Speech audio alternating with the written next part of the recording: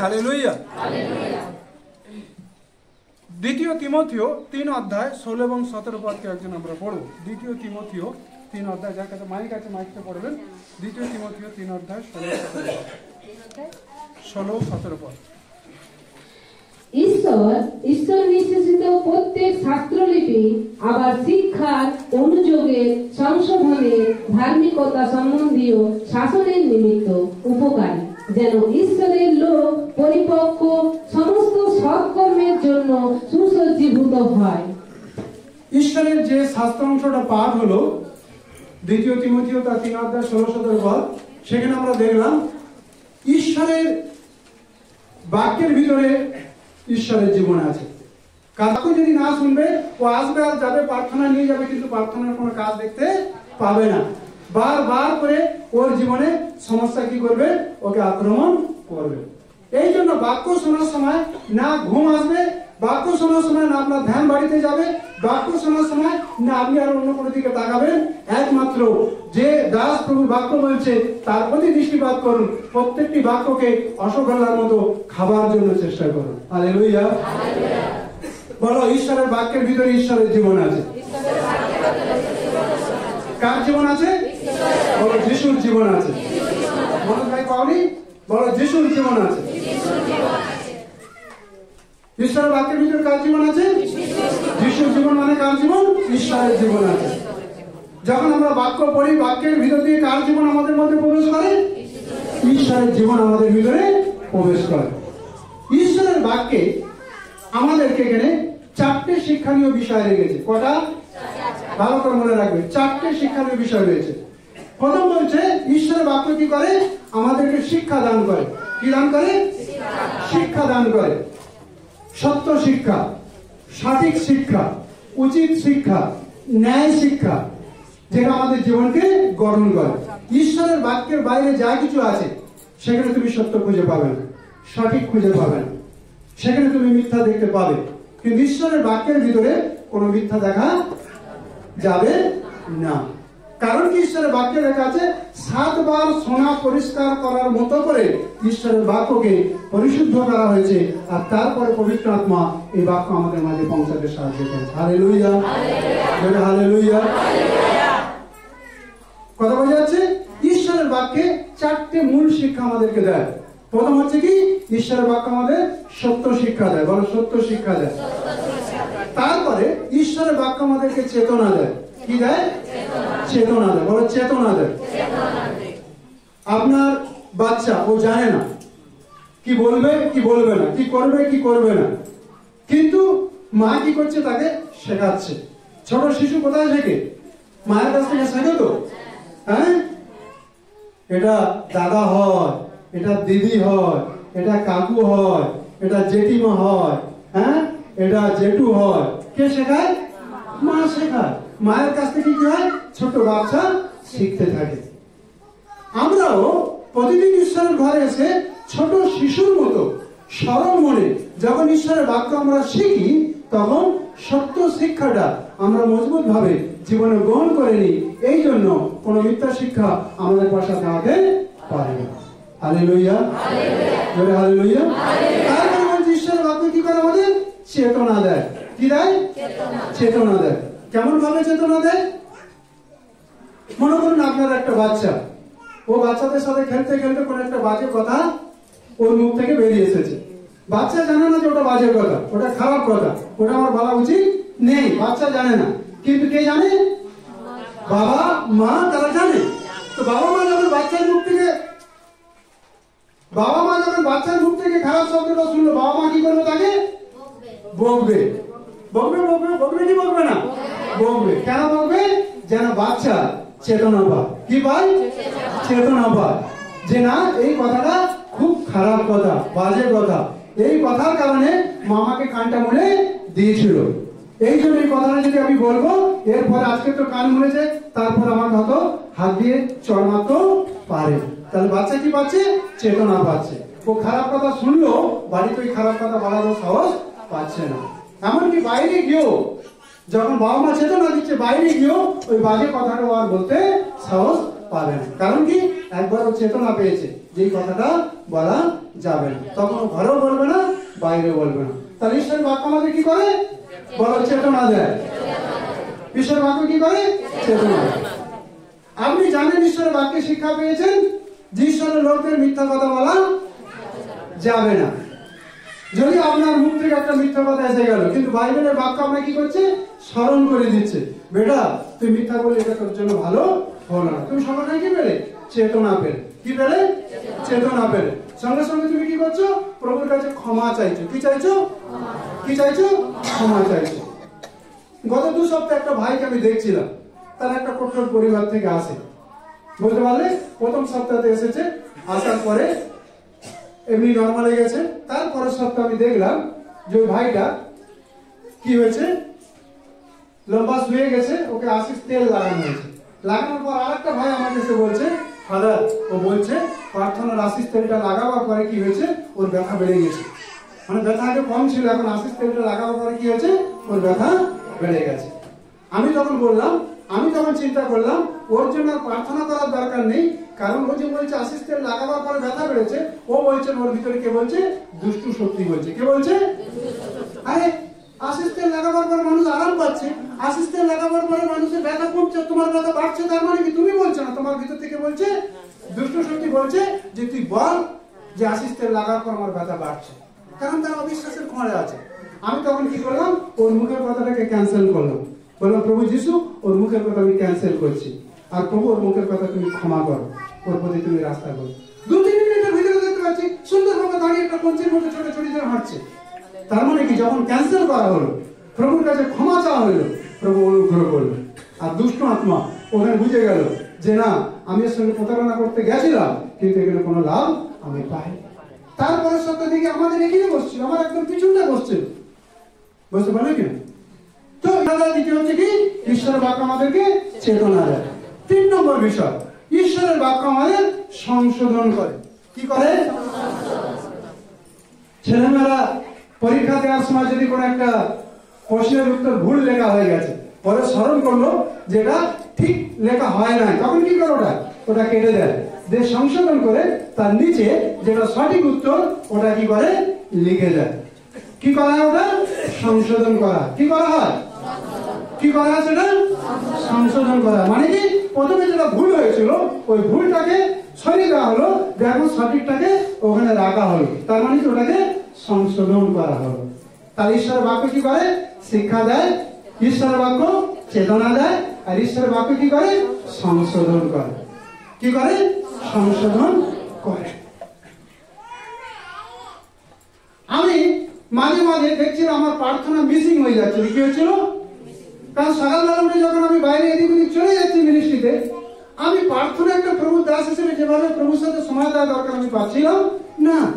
কিন্তু একটা ঘটনা শুনতে শুনতে ঈশ্বরের আত্মা আমার সঙ্গে কথা বললো, আরে তুমি বাহানা পাকাতে পারো না, তুমি একজন ঈশ্বরের সেবক, তুমি সকালবেলা উঠে বাইরে যাচ্ছ বলে, রাত্রে ঢুকছো বলে তুমি বলবে না কি করবো, আমি তো বাইরে গিয়ে প্রার্থনা করেছি, নিজে পার্সোনাল প্রার্থনা করতে পারি। কিন্তু তারপর থেকে আমাকে চেতনা দিল। কে চেতনা দিল? ঈশ্বরের বাক্য আমাকে চেতনা দিল। কি চেতনা দিল? তুমি কি পারো না মাঝরাতে উঠে ঈশ্বরের কাছে সময় কাটাতে? তুমি কি পারো না ভোরবেলা উঠে ঈশ্বরের কাছে সময় কাটাতে? আমি কি পেলাম? চেতনা পেলাম। বলো, চেতনা পেলাম। আমি বাহানা দিচ্ছিলাম, কি করবো, আমি তো চলে যাচ্ছি এদিক ওদিক প্রার্থনা ঈশ্বরের বাক্য শেয়ার করার জন্য, রাত্রে আসছি তখন অতটা সময় পাচ্ছি না, ফ্যামিলি পিরিয়ড এটা ওটা সব রয়েছে। তো ঈশ্বরের বাক্য যখন চেতনা দিল যে রাত্রেও তুমি সময় বার করতে পারো, ভোরেও তুমি সময় বার করতে পারো, তারপর আমি হাঁটু গাড়লাম আর প্রার্থনা করলাম।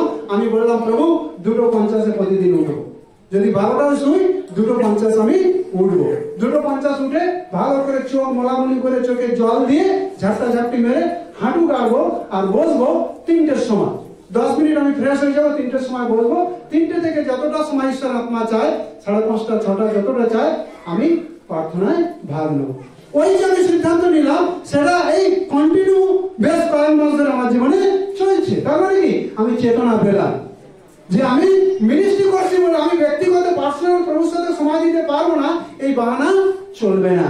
যদি বাহানাতে আমি যদি থাকি, তাহলে কি হবে? আমার আত্মিক জীবন ক্ষতি হবে, আমি প্রভুর সাথে ভালো সম্পর্ক নিয়ে আগে বাড়তে পারবো না। তাহলে ঈশ্বরের বাক্য আমাকে কি করে? চেতনা দেয়। বলো, চেতনা দেয়। শিক্ষা দেয়, চেতনা দেয় আর সংশোধন করে। কি করে? সংশোধন করে। তাহলে আমার জীবনে যে ভুলটা হচ্ছিল আত্মিক জীবনে আমি শুধরে গেলাম, সংশোধন করে দিলাম। চতুর্থ রয়েছে ঈশ্বরের বাক্য কি করে? শাসন করে। কি করে? শাসন করে। চারটি বিষয়। প্রথম কি করে? শিক্ষা দেয়। দ্বিতীয় কি করে? চেতনা দেয়। 3 নম্বর কি করে? সংশোধন করে। 4 নম্বর কি আছে? শাসন করে। কি করে? 4 নম্বর কি করে? শাসন করে। একজন প্রভুর সেবক বলেছিল, যার কাছ থেকে আমি প্রভুকে জেনেছিলাম, বলছে মানুষের শেখার 4টে ওয়ে আছে, মানে 4টে রাস্তা আছে। কটা রাস্তা আছে? 4টে রাস্তা আছে। কিন্তু তার ভাষা, বাইবেলের ভাষা তো 4টে রাস্তা দেখলাম, তার ভাষা বলছে 4টে রাস্তা আছে। একটা হচ্ছে দেখে শেখা। কিসে শেখা? প্রথম হচ্ছে দেখে শেখা, তারপরে শুনে শেখা, তারপরে দেখে শেখা, শুনে শেখা, তারপরে হচ্ছে কি অঘটনের মধ্যে দিয়ে শেখা। কিসে শেখা? অঘটনের মধ্যে দিয়ে শেখা। অঘটনের মধ্যে দিয়ে যদি আমি না শিখি, তারপরে কি আছে? দুর্ঘটনা। কি আছে? দুর্ঘটনা। তো দুর্ঘটনার মধ্যে শেখার আগে দুর্ঘটনা হয়তো আমি ক্ষতি হয়ে যেতে পারি, কিন্তু যে দেখে শেখে আর যে শুনে শেখে সে হচ্ছে বুদ্ধিমান। শেখে বুদ্ধিমান। কারণ অঘটন হতে গেলে কি হবে? ক্ষতি হয়ে যাবে। আর দুর্ঘটনা হতে গেলে কি হতে? বড় ক্ষতি হয়ে যাবে। হ্যাঁ, প্রাণের ক্ষতি হতে পারে। তো ঈশ্বরের বাক্য আমাদের কি করে? শিক্ষা দেয়। ঈশ্বরের বাক্য আমাদের চেতনা দেয়। ঈশ্বরের বাক্য আমাদের সংশোধন করে। আর ঈশ্বরের বাক্য আমাদের শাসন করে। হালেলুয়া, জোরে হালেলুয়া। আপনার ঘরের লোক কেউ নেশা খায় না, কিন্তু আপনার একটা ছেলে বন্ধুদের সঙ্গে সময় দিয়ে হঠাৎ একদিন নেশা খেয়ে ঘরে এসেছে, তাকে কি করবেন? শাসন করবেন কি করবেন না? শাসন করবেন কি করবেন না? আপনি জানেন একে যদি এখনই শুরুতে শাসন করব তাহলে কিন্তু একে রক্ষা করা যাবে। আর শুরুতে যদি ছেড়ে দেবো, এ যদি নেশায় একদম আসক্ত হয়ে যাবে, তখন আমি চেষ্টা করব, কিন্তু আমার অনেক লম্বা সময় লেগে যাবে তাকে ফেরাবার জন্য। কি করার জন্য? ফেরাবার জন্য। ছোট অপরাধ তাড়াতাড়ি মেটানো যায়, বড় অপরাধ অত তাড়াতাড়ি মেটানো যায় না। এই জন্য ঈশ্বরের বাক্যে যে 4টে মূল বিষয় রয়েছে, আজকে যদি এটা বিষয় না, মূল বিষয়টা আমি বললাম, ঈশ্বরের বাক্য 4টে রাস্তায় আমাদেরকে শেখায়। প্রথমে শিক্ষা দেয়, তারপরে কি বলেছি? চেতনা দেয়, তারপরে কি সংশোধন করে, তারপরে কি শাসন করে। প্রভুর বাক্য থেকে আমরা দেখব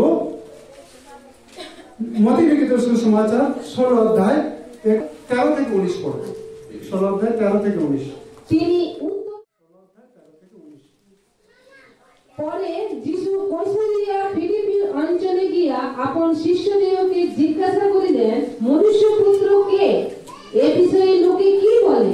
তাহারা কহিলেন, কেহ কেহ বলে আপনি যোহন বাপ্তাইজক, কেহ কেহ বলে আপনি এলিয়, আর কেহ কেহ বলে আপনি জিরমীয় কিংবা ভাববাদীগণের কোন একজন। তিনি তাহাদিগকে বলিলেন, কিন্তু তোমরা কি বলো, আমি কে? সিমন পিতর উত্তর করিয়া কহিলেন, আপনি সেই খ্রিস্ট, জীবন্ত ঈশ্বরের পুত্র। যিশু উত্তর করিয়া তাহাকে কহিলেন, হে জোনার পুত্র সিমন, ধন্য তুমি, কেননা রক্ত মাংস তোমার নিকটে ইহা প্রকাশ করে নাই, কিন্তু আমার স্বর্গস্থ পিতা প্রকাশ করিয়াছেন। আর আমিও তোমাকে কহিতেছি, তুমি পিতর, আর এই পাথরের উপরে আমি আপন মণ্ডলী গাঁথিব, আর পাতালের পুরোদ্বার সকল তাহার বিপক্ষে প্রবল হইবে না। আমি তোমাকে স্বর্গরাজ্যের চাবিগুলি দেব, আর তুমি পৃথিবীতে যাহা কিছু বদ্ধ করিবে তাহা স্বর্গে বদ্ধ হইবে, এবং পৃথিবীতে যাহা কিছু মুক্ত করিবে তাহা স্বর্গে মুক্ত হইবে। তখন ভালো করে মনোযোগ দিয়ে শুনুন। প্রভু যিশু ফিরে আসার পরে শিষ্যদের জিজ্ঞাসা করলেন, লোকে মানে পাবলিক, হাজার হাজার লোক তো যিশুকে অনুসরণ করতো, তো লোকে কি বলে আমার বিষয়? লোকে কি বলে আমার বিষয়? তো তাদের প্রত্যুত্তরে তারা এরকমই বললো, প্রভু কেউ বলে যে আপনি একজন এলিয়, কেউ বলে আপনি একজন যোহন বাপ্তাইজক, কেউ বলে আপনি একজন জিরমীয় ভাববাদী, বা কেউ বলে আপনি ভাপানিদের মধ্যে কোন একজন। তারপরে যিশু সেখানে দেখলো সঠিক উত্তরটা সেখান থেকে আসেনি। তারপরে যিশু শিষ্যদের জিজ্ঞাসা করছে, কিন্তু তোমরা কি বলো আমি কে? কাদের জিজ্ঞাসা? শিষ্যদের মধ্যে কেউ বলার আগে পিতর বলল, প্রভু আপনি জীবন্ত খ্রিস্ট ঈশ্বরের পুত্র, আপনি জীবন্ত ঈশ্বরের পুত্র, আপনি সেই খ্রিস্ট, আপনি সেই মসিহ। তখন এই প্রত্যুত্তরে যিশু পিতরকে বললেন যে তুমি যে উত্তরটা দিলে এটা কোন রক্ত মাংসের শরীর, কোন মানুষের থেকে উত্তর আসেনি। এই উত্তরটা সরাসরি ডাইরেক্ট আমার পিতার কাছ থেকে এসেছে। হালেলুয়া। কার কাছ থেকে এসেছে? কার কাছ থেকে এসেছে? এই কথা বলার পরে পিতরের ছাতিটা একটু বড় হয়ে গেছে। কি হয়ে গেছে? কেন বলছে? আমাদের চেহারার দিকে দেখাবে, চেহারা দিকে দেখলে তোমাদের একটু বুঝতে সুবিধা। পিতরের ছাতিটা একটু বড় হয়ে গেছে। পিতর বলছে, আরে এতদিন শুধু যিশু আমার সাথে কথা বলছে, আপনি ডাইরেক্ট পিতাই আমাকে দর্শন দিয়ে কথা বলছে, ঠিক আছে? তখন কি হচ্ছে? ছাতিটা মানে বুকটা একটু বড় হয়ে গেছে, যে শুধু যিশু নয়, স্বর্গের ঈশ্বর পর্যন্ত এখন আমার সাথে কথা বলছে। তারপরে পিতর নিজেকে চিন্তা করছে, বাপরে পুরো ভিড়ের কাছে সত্য ঈশ্বর ছিল, মানে সত্য উত্তরটা ছিল না, কিন্তু পবিত্র সত্য উত্তরটাকে আমি বলতে প্রভু আমাকে সাহায্য করেছে। এমনকি আমার যারা শিষ্যরা রয়েছে মনোনীত, আমার সঙ্গে যারা রয়েছে, তাদের কাছে উত্তর ছিল না, শুধুমাত্র উত্তর আমার কাছে ছিল। পিতর চিন্তা করছে, আমি একজন পেশার, আমি একজনকে পেশার। এই জন্য শুধু যিশু আমার সাথে কথা বলে না, ডাইরেক্ট স্বর্গের ঈশ্বর কি করে আমার সাথে কথা বলে। পিতর মনে মনে চিন্তা করছে। তারপরে যিশু পিতরকে তারিফ করছিল। কি করছিল? তারিফকে বাংলায় বলে বাহাবা। কি করে? কি দেখছিল? বাহাবা দিচ্ছিল। পিতর যখন সঠিক উত্তর দিল, পিতরকে কি বললো? পিতর তুমি পাথর, তোমার উপর আমি মন্ডলী তৈরি করবো। আরে তার ছাতিটা আরেকটু বড় হয়ে গেছে। ছাতিটা মানে বুঝতে পারছো তো? হ্যাঁ, তার মনে করুন একটা প্রতিযোগিতা চলছে। কি চলছে? প্রতিযোগিতা চলছে, দৌড় প্রতিযোগিতা। দৌড় প্রতিযোগিতা চলছে, দৌড় প্রতিযোগিতার সাথে সাথে আরো অনেক প্রতিযোগিতা অ্যাড করা হয়েছে। কিন্তু একটা ছেলে যদি প্রত্যেকটি প্রতিযোগিতাতে সে একদম ফার্স্ট হয় বা নাম্বার 1 হয়, তাহলে তার গর্ব বেশি হবে কি? গর্ব বেশি হবে, এটা স্বাভাবিক বিষয়। যখন সঠিক উত্তর দিতে পেরেছে, সঠিক উত্তরের পরে যিশু যখন তারিফ করছে, পিতরকে নিয়ে বাহাবা দিচ্ছে, পিতর তুমি পাথর, তুমি মজবুত লোক, তোমার উপর আমি মন্ডলী তৈরি করবো। হ্যাঁ, আর এই মন্ডলী এমন একটা মন্ডলী হবে, এমনকি নরকের দ্বার পর্যন্ত তোমার বিরুদ্ধে দাঁড়িয়ে তোমাকে কি করতে পারবে না, জয়লাভ করতে পারবে না, তাই কি না? আবার বলছে, আমি স্বর্গরাজ্যের চাবিও তোমার হাতে দেবো, তুমি খুললে স্বর্গের দ্বার খোলা হবে, আর তুমি বন্ধ করলে এই পৃথিবীর দ্বার বন্ধ হবে। যখন এইভাবে যিশু বাহাবা দিচ্ছে, তারিফ করছে, পিতর আর পিতরের জায়গা নেই। পিতরের জায়গা থেকে একটু আলাদা জায়গায় চলে গেছে। কার জায়গায় চলে গেছে? একটু ভিন্ন জায়গায় চলে গেছে। তারপর একটা ঘটনা সঙ্গে সঙ্গে তৎক্ষণাৎ মুহূর্তের মধ্যে একটা ঘটনা ঘটছে। কি সেই ঘটনাটা? পড়ুন 21 পদ থেকে। সেই সময় অবধি যিশু আপন শিষ্যদিগকে স্পষ্টই বলিতে লাগিলেন যে তাহাকে জেরুজালেমে যাইতে হইবে এবং প্রাচীন বর্গের প্রধান যাজকদের ও অধ্যাপকদের হইতে অনেক দুঃখ ভোগ করিতে হইবে ও হত হইতে হইবে, আর তৃতীয় দিবসে উঠিতে হইবে। ইহাতে পিতর তাহাকে কাছে লইয়া অভিযোগ করিতে লাগিলেন, বলিলেন, প্রভু ইহা আপনা হইতে দূরে থাকুক, ইহা আপনার প্রতি কখনো না ঘটক। কিন্তু তিনি মুখ ফিরাইয়া পিতরকে বলিলেন, আমার সম্মুখ হইতে দূর হও শয়তান, তুমি আমার বিঘ্ন স্বরূপ। কেননা যাহা ঈশ্বরের তাহা নয়, কিন্তু যাহা মনুষ্যের তাহাই তুমি ভাবিতেছ। বুঝতে পারলেন? ভালো করে বোঝার চেষ্টা করুন। জাস্ট কিছুক্ষণ আগে ঈশ্বরের বাক্যে লেখা আছে, যে পিতর কিছুক্ষণ আগে আত্মায় ভরে ছিল, যে পিতর ঈশ্বরের সাথে তার সম্পর্কে এত ঘনিষ্ঠ ছিল, পুরো ভিড় জবাব দিতে পারেনি, শিষ্যরা জবাব দিতে পারেনি, কিন্তু পিতরের কাছে সঠিক জবাবটা ছিল। সেই আত্মায় থাকা পিতর মুহূর্তের মধ্যে পাল্টে খেয়ে শরীরে চলে এসেছে। কিসে চলে এসেছে? আত্মিক পিতর এখন শারীরিক জায়গায় চলে এসেছে। কিসের কারণে? ঘমনের কারণে। কিসের কারণে? বড় অহংকারের কারণে। কিসের কারণে? অহংকারের কারণে। কারণ বাইবেলে লেখা আছে অহংকার ঈশ্বরের নয়, অহংকার কার আছে? শয়তানের আছে। এই জন্য অহংকার ঈশ্বর কি করে? দূর থেকে ঘৃণা করে। এই জন্য ঈশ্বরের লোকদেরকে অহংকার ছাড়া জীবন থাকা দরকার আছে। হতে পারে কেউ ভালো বাক্য প্রচার করতে পারে, হতে পারে কারণ ভালো কণ্ঠ আছে, খুব সুন্দর গান করতে পারে, হতে পারে খুব ভালো বাজনা বাজাতে পারে। জবাব দিতে পারেনি, শিষ্যরা জবাব দিতে পারেনি। পিতর বলল যে আপনি খ্রিস্ট জীবন্ত ঈশ্বরের পুত্র। তখন যিশু পিতরের হয়ে বললেন, পিতর, এটা কোনো মানুষের উত্তর নয়, স্বয়ং স্বর্গের ঈশ্বরের পিতার উত্তর এসেছে। এই কথা বলার সাথে সাথে তার একটু গর্ব হতে শুরু হয়েছে। কি হতে শুরু হয়েছে? গর্ব হতে শুরু হয়েছে। কি করে বুঝবো গর্ব হতে শুরু হয়েছে? গর্ব হতে শুরু হওয়ার কারণে দুষ্ট আত্মা তার জীবনে প্রবেশ করার জন্য কি পেল? সুযোগ পেল। একটা খারাপ চিন্তা তার ভিতরে ডিপোজিট করার জন্য সুযোগ পেল। সুযোগ পাওয়ার কারণে কি হলো? যখন যিশু তার মৃত্যুর কথা বলছে, কিসের কথা বলছে? আমার মৃত্যুর, মানে যিশু নিজের মৃত্যুর কথা বলছে। খুব তাড়াতাড়ি আমাকে কি করতে হবে? বলিদান হতে হবে, আমাকে মৃত্যুবরণ করতে হবে। কিন্তু আমার এটা বলে দিচ্ছে মৃত্যুর 3 দিন পরে আমাকে আবার উঠতে হবে, পুনর্জীবিত হতে হবে। যদি পিতর ওই সময় আত্মা থাকতো, পিতর কি করতো? সব বিষয় নম্রতার সঙ্গে গ্রহণ করতো, গ্রহণ করে প্রভুর মহিমা দিত।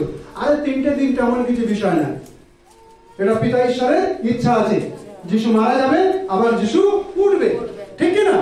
কিন্তু পিতরের মনের মধ্যে যখন অহংকার প্রবেশ করলো, পিতর এখন যিশুকে শিষ্য বানিয়ে দিয়েছে।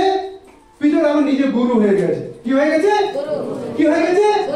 কি করে বললো গুরু হয়ে গেছে? বাইবেল বলছে গুরু কখন শিষ্যকে বাধা দেবে, এখন শিষ্য এসে গুরুকে বাধা জায়গা দিতে শুরু হয়েছে। শিষ্য কাকে বাধা জায়গা দিচ্ছে? কাকে বাধা জায়গা দিচ্ছে? গুরুকে বাধা জায়গা দিচ্ছে। আবার এই গুরু কোন জাগতিক গুরু নয়, স্বয়ং ঈশ্বরের পুত্র ঈশ্বর, স্বর্গীয় ঈশ্বর।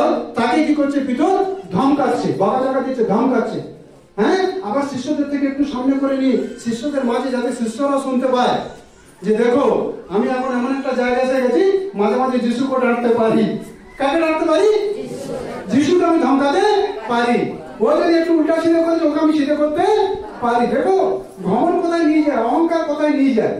হ্যাঁ, পিতর এত বড় হিম্মত পেয়ে গেল, স্বয়ং কি যিশুকে একটু শিষ্যদের কাছ থেকে সরিয়ে নিয়েছে, যিশুকে পুরো ধমকাতে শুরু করেছে।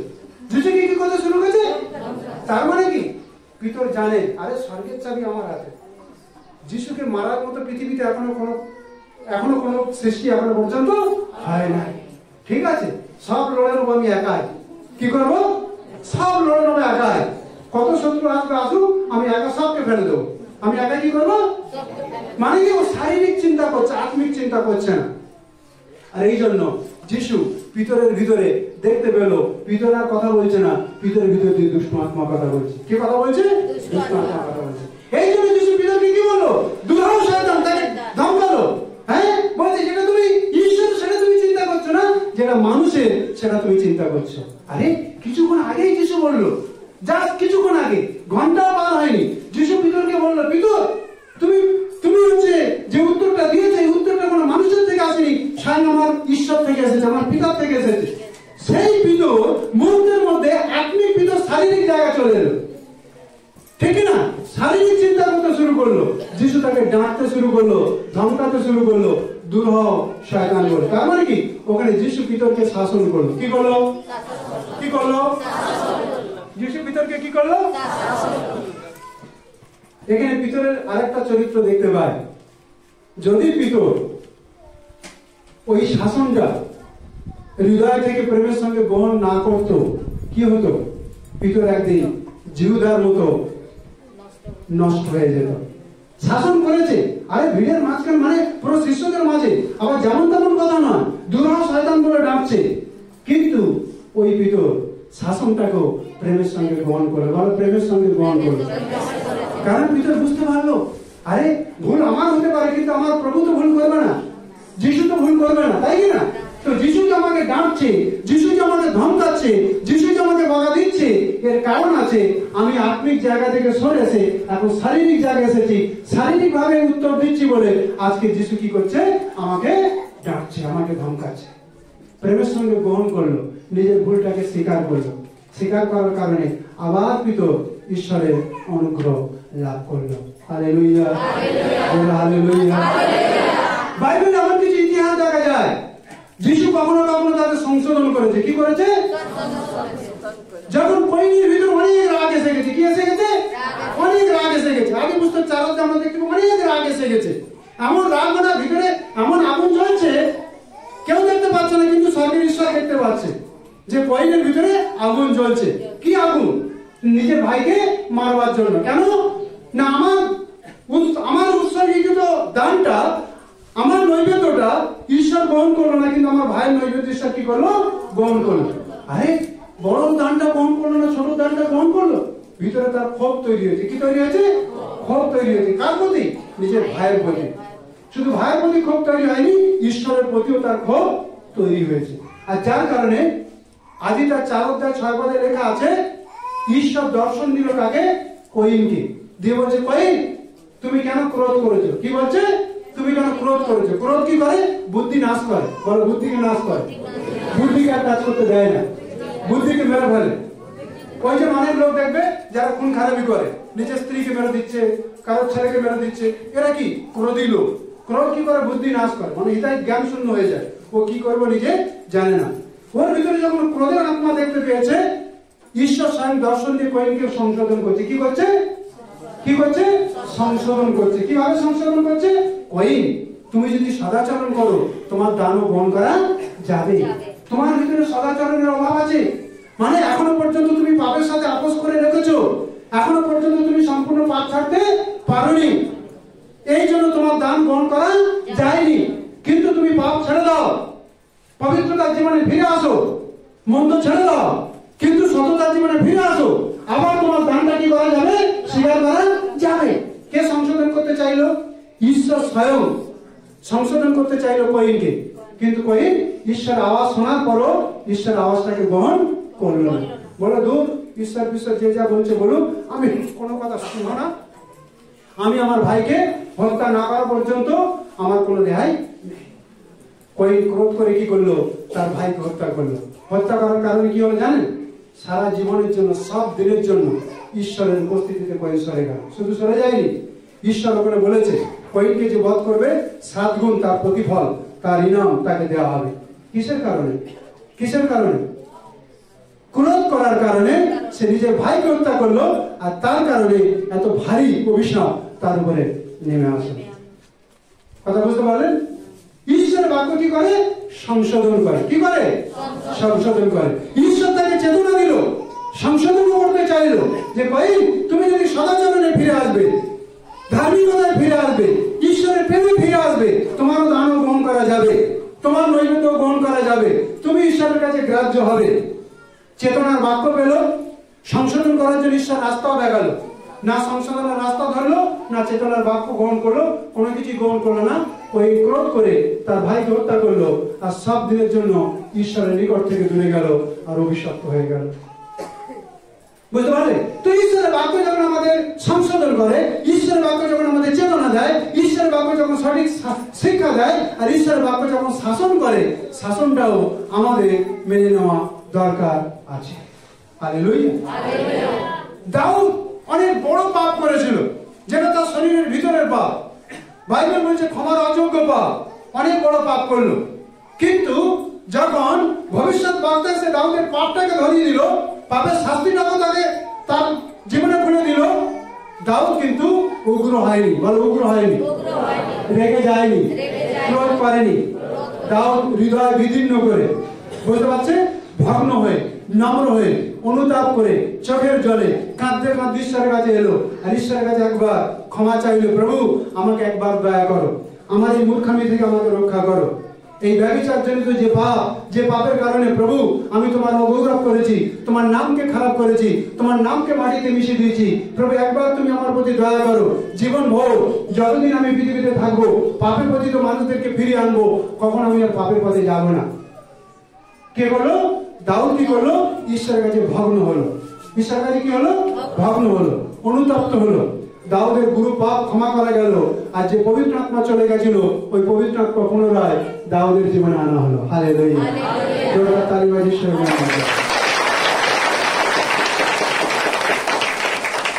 ভুল মানুষ করে, আবার ভুল মানুষই ঠিক করে। ভুল মানুষের হয়, ভুল মানুষই ঠিক করে। কে ঠিক করতে সাহায্য করে? ঈশ্বর ঠিক করতে সাহায্য করে, ঈশ্বরের বাক্য ঠিক করতে সাহায্য করে। কিন্তু ইসরায়েলের প্রথম রাজা শাউল, সে ভুল করেছিল, সে ব্যভিচার করেনি, কিন্তু কি করেছিল? ঈশ্বরের বাক্যের অবাধ্য হয়েছিল। কি করেছিল? ঈশ্বরের বাক্যের অবাধ্য হয়েছিল।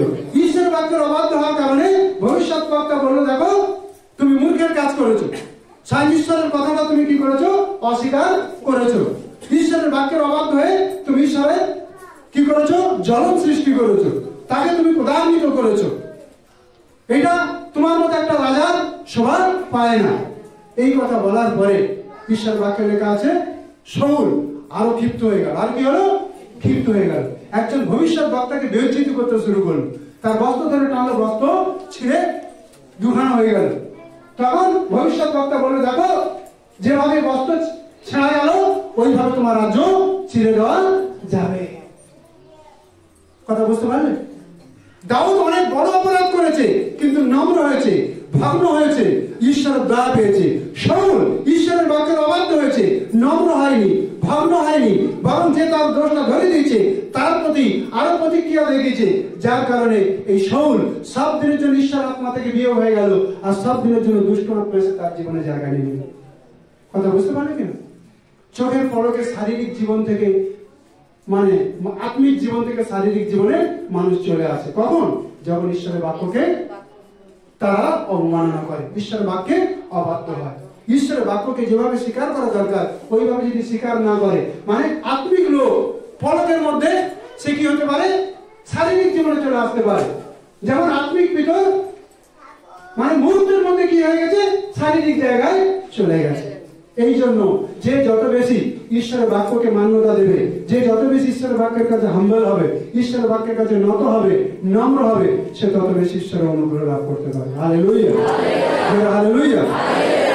বাইবেল পরিষ্কার বলছে, আমরা জারজ পুত্র নয়, জারজ কন্যা নয়। জারজ বলতে বোঝো? জারজ বলতে কি বোঝো? যাদের পিতামাতা নেই। বুঝতে পারলে? যাদের পিতামাতা নেই, যাদের কেউ শাসন করার নেই, সংশোধন করার নেই, শিক্ষা দেওয়ার নেই, সেই সন্তানরা যা খুশি করতে পারে, সেটা তাদের বলার কেউ নেই। কিন্তু যাদের পিতামাতা আছে, যাদের শাসন আছে, সংশোধন আছে, শিক্ষা আছে, তারা কিন্তু উচিত জিনিসটা নেয় আর অনুচিত জিনিসটাকে কি করে? ছেড়ে দেয়। এই জন্য প্রিয় ভাই বোন, যদি আপনার ঈশ্বর তার গৌরবের জন্য ব্যবহার করছে, ঈশ্বর যদি আপনাকে তারিফ করছে, ঈশ্বর যদি আপনাকে ওঠাচ্ছে, আরো নম্র হতে থাকুন, আরো নম্র হতে থাকুন, আরো নম্র হতে থাকুন। যত আপনি নম্র হবেন ততই পবিত্র আত্মা আপনাকে উঠিয়ে ধরবে। হালেলুয়া। কিন্তু ঈশ্বর যদি আপনাকে তারিফ করছে বা বাহবা দিচ্ছে, আপনি যদি নম্র না হয়ে ঈশ্বরের বাক্যের মতবাদ অনুসারে যদি নম্র না হবেন, ভগ্ন না হবেন, অনুতাপ না করবেন, ঈশ্বরের বাক্য যদি আপনাকে সংশোধন করতে চাইছে, আপনি যদি সংশোধিত হবেন না, ঈশ্বরের বাক্য চেতনা দিতে চাইছে, চেতনা গ্রহণ করবেন না, ঈশ্বরের বাক্য আপনাকে ঠিক সঠিক ট্র্যাকে ফিরিয়ে আনতে চাইছে, আপনি যদি ফিরে আসবেন না, তাহলে কি হবে? কি হবে? শাউলের মতো নষ্ট হওয়ার সম্ভাবনা বেশি থাকবে। শাউলের মতো নষ্ট হওয়ার সম্ভাবনা বেশি থাকবে। যিশুর 12 জন শিষ্যের মধ্যে জিহুদা সে একজন শিষ্য ছিল। জিহুদা জীবন অনেক ভুল করেছে, কিন্তু বারবার যিশু তাকে ক্ষমা করতে গেছে, ক্ষমা করতে গেছে। কিন্তু যখনই যিশু জিহুদার ভুলটাকে ধরিয়ে দিয়েছে, সঙ্গে সঙ্গে জিহুদার ভিতরে ক্ষোভ তৈরি হয়েছে। কি তৈরি হয়েছে? কি তৈরি হয়েছে? মনে করো আমি ভুল করেছি, আমার স্ত্রী কিছু বললো, আমি যদি ওর উপর খুব রাগ করবো, ক্রোধ করবো, তার মানে কি? আমি বিপরীত কাজ করছি। আমি কি করছি? বিপরীত কাজ করছি, মানে আমার ভুলটাকে আমি স্বীকার করছি না। কথা বলতে পারলে কি? ভুলটাকে আমি কি করছি না? স্বীকার করছি না, ভুলটাকে আমি মানতে চাইছি না। দাউদ নিজের অপরাধটাকে স্বীকার করলো। গুরুপাপ ছিল, বড় অপরাধ ছিল, তুমি স্বীকার করলো, মেনে নিল আর ছেড়ে দিল। যার কারণের জন্য কি হলো? যে পবিত্র আত্মা তার থেকে চলে গেছিল, ওই পবিত্র আত্মাকে আমার পুনরায় দাউদের জীবনে এনে দেওয়া হয়েছে। জয় যিশু, জয় যিশু, জয় যিশু। পাশাপাশি বলো, নম্র হয়ে যা, নম্র হয়ে যা। যত নম্র হবি তত ঈশ্বরকে পাঠাবে, তত ঈশ্বরের গৌরবী ব্যবহার হবে, তোর জীবনে তারা প্রচুর ঈশ্বরের মহিমা হবে। তুই বুড়ো বয়স পর্যন্ত ঈশ্বরের রাজ্যে কাজ করতে থাকবি, অনেক আত্মা বাঁচাতে থাকবি। শুধু তুই নয়, তোমার জেনারেশনও আত্মা বাঁচাতে থাকবে।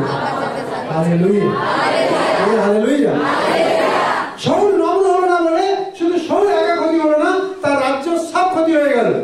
এমনকি তার অধিক প্রিয় সন্তান যে ঈশ্বরের বাক্যের সঙ্গে চলতো, যার খুব ভালো মন, ভালো স্বভাব ছিল, জোনাথন পর্যন্ত শাউলের কারণে কি হলো, সময়ের আগে ক্ষতিগ্রস্ত হয়ে গেল। বুঝতে পারছি কিনা? সময়ের আগে কি হলো, ক্ষতিগ্রস্ত হয়ে গেল। মানে নম্র লোকেরা শুধু তারা নিজের আত্মা বাঁচায় না, পরবর্তী জেনারেশনকে আত্মা বাঁচাবার জন্য তৈরি করে যায়। আর যদি তুমি ওগুলো হবে না, তুমি এই জগৎ ঈশ্বরের জন্য দাঁড়াতে পারবে না, তোমার জেনারেশন দাঁড়াতে তুমি সাহায্য করতে পারবে। এই যে ঈশ্বরের লোকদের নম্র হওয়া অত্যন্ত দরকার আছে। ঈশ্বরের বাক্য যখন চেতনা দেয়, ওই চেতনাটা গ্রহণ করা দরকার আছে। ঈশ্বরের বাক্য যখন সংশোধন করে, সঙ্গে সঙ্গে শুধরে নেওয়ার দরকার আছে, সংশোধন হওয়ার দরকার আছে। যখন আপনি করবেন, যত তাড়াতাড়ি করবেন তত তাড়াতাড়ি ঈশ্বরের দয়া পাবেন। না তো পিতরকে এরকম মানে পুরো শিষ্যদের মাঝে যখন ডাললো, পিতর যদি নম্র না হলে কেউ উগ্র হয়ে যেত।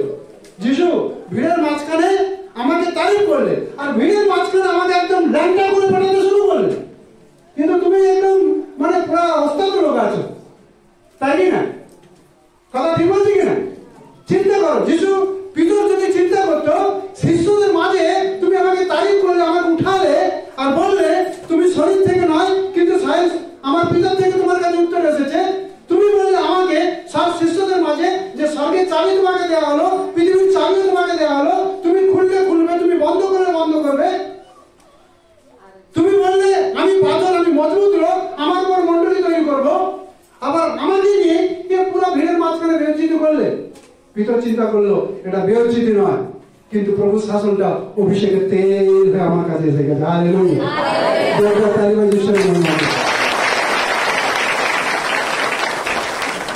বলো ঈশ্বরের বাক্য যদি শাসন করে, এটা বেজ্জিতি নয়, এটা অসম্মান নয়, কিন্তু এটা পবিত্র অভিষেকের তেল তোমার মাথার উপর দেওয়া হলো, আর তেল বইতে যাবে, আর তুমি ঈশ্বর অনুগ্রহে ভরতে যাবে। ঈশ্বর অনুগ্রহে কি হবে? ভরতে যাবে। তুমি ঈশ্বরের শাসনটাকে যদি গ্রহণ করবে, তুমি ভরতে যাবে। বাইবেল বলছে না, ধার্মিক লোক বুড়া বয়স পর্যন্ত ফল দিতে থাকবে। বলো, বুড়া বয়স পর্যন্ত ফল দিতে থাকবে। বাক্য যখন আমাদেরকে শিক্ষা দেয়, আনন্দের সঙ্গে গ্রহণ করুন। ঈশ্বরের বাক্য যখন চেতনা দেয়, আনন্দের সঙ্গে গ্রহণ করুন। ঈশ্বরের বাক্য যখন সংশোধন করে, আনন্দের সঙ্গে গ্রহণ করুন।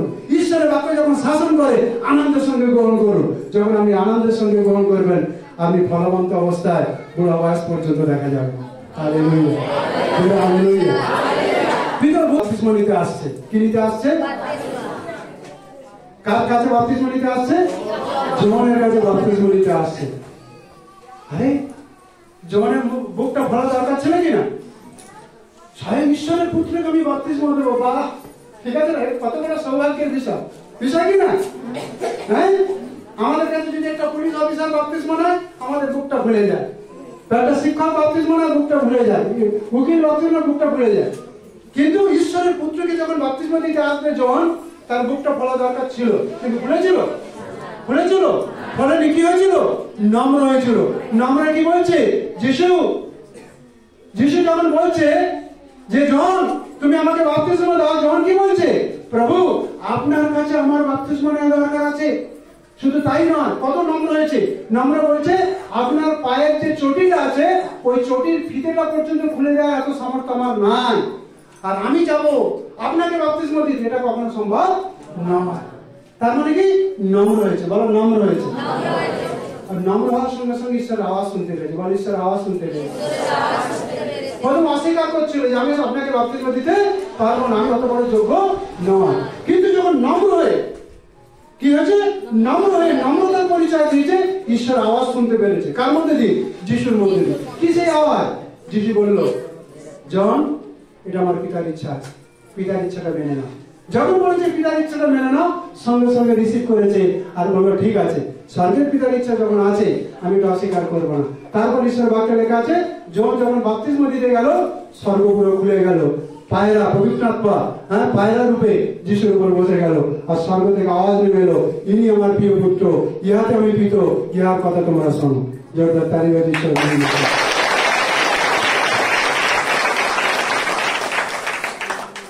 বলো, যখন নম্র হবে ঈশ্বরের আওয়াজ শুনতে পাবে, আর যখন ঈশ্বরের আওয়াজ গ্রহণ করবে তোমার জীবনে এবং তুমি যাদের মাঝে আছো তাদের জীবনে ঈশ্বরের মহিমা দেখতে পাবে।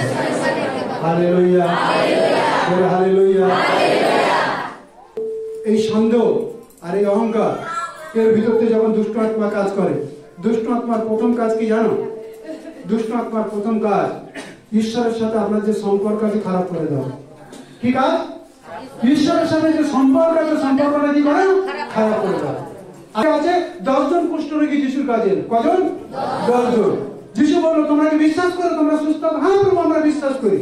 এই রোগের কারণে আমাদের সমাজ থেকে, বাড়ি থেকে আমাদেরকে কোথায় পাঠানো হয়েছে? জঙ্গলে পাঠানো হয়েছে। প্রভু যিশু বলল, যাও, তোমার যেমন বিশ্বাস তুমি করলে তোমাদের প্রতি তদ্রূপ হোক। আর এই কথা বলে যখন যিশু বিদায় দিল তখন কিন্তু তাদের শরীরে ঘা ছিল। কি ছিল? কি ছিল?